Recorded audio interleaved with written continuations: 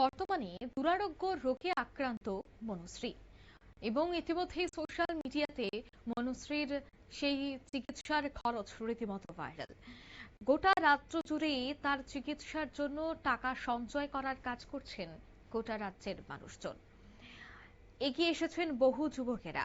তবে এবার দেখা গেলেও মন্ত্রী সুধাংশু দাস তিনিও মনুশ্রী চৌধুরীর সেই বিরল রোগের চিকিৎসার জন্য সাহায্যের হাত বাড়িয়ে দিয়েছেন। তিনি তার সরকারি বাসভবনে মনুশ্রী চৌধুরীর বাবার হাতে আর্থিক সহায়তা তুলে দেন। এদিন মনুশ্রীর পরিবারের বর্তমান পরিস্থিতির খোঁজ খবর নেন সুধাংশু দাস এবং দ্রুত সুস্থতার কামনা করেন। এই সহায়তা পরিবারের চিকিৎসা ব্যয়ের কিছুটা হলেও উপকারে আসবে বলেই আশা প্রকাশ করা হচ্ছে। এ বিষয়ে কি বলছেন মন্ত্রী সুধাংশু দাস শোনাবো। আজকে আমার সাথে উপস্থিত আছে মনুশ্রী, তার বাবা ধ্রুব চৌধুরী।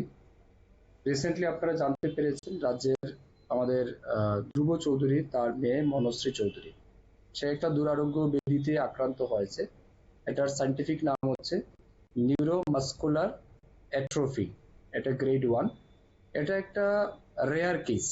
ত্রিপুরা রাজ্যে মানে রেয়ার টু রেয়ার এই ধরনের পেশেন্ট পাওয়া যায় না। তো এটা মাস্কুলার একটা ডিজিজ, যেখানে তার অনেকটাই রিস্কি এবং বর্তমানে সে পুরোপুরি মানে অসচ্ছল।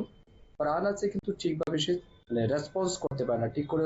তার 22 মাস বয়স, কিন্তু তারপরেও সে চলতে পারে না ঠিকভাবে। তো এই যে রোগ, এটার চিকিৎসা আমাদের রাজ্যে নেই। এটা আমাদের দেশের হয়তো কোনো না কোনো বড় ইনস্টিটিউশনে হবে, কিন্তু যে মেডিসিন এই ডিজিজের জন্য কিউরের জন্য প্রয়োজন, সেই মেডিসিন আপাতত আমাদের দেশে পাওয়া যাচ্ছে না, যেটা ওনারা খবর নিয়েছেন।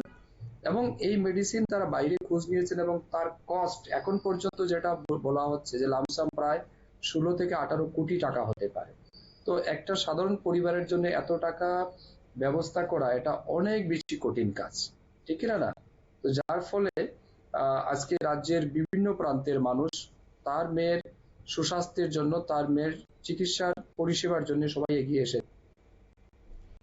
আপনারা শুনলেন, অর্থাৎ সুস্বাস্থ্যের জন্য চিকিৎসার জন্য রাজ্যের বহু মানুষ এগিয়ে এসেছেন, এমনকি গোটা দেশ থেকেই কিন্তু সাহায্যের হাত বাড়িয়ে দেওয়া হচ্ছে। তাই ছোট্ট শিশুটির চিকিৎসায় আর্থিক সহায়তা আজ প্রদান করলেন মন্ত্রী সুধাংশু দাস। নিয়ে নিচ্ছি ছোট্ট একটি বিজ্ঞাপন বিরতির সঙ্গে থাকুন।